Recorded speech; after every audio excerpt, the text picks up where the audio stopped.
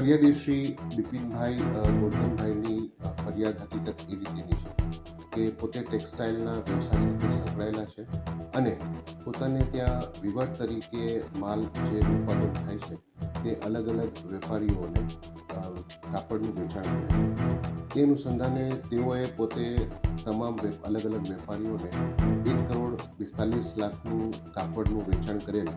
જે કાપડના વેચાણ પેટે તેઓને જે પૈસા લેવાના હતા તે પૈસા વેપારીઓએ તેઓને આપેલ નહીં અને તેમની સાથે વિશ્વાસઘાત કરી અને પોતે પોતાનો વ્યવસાય બંધ કરીને જતા રહે.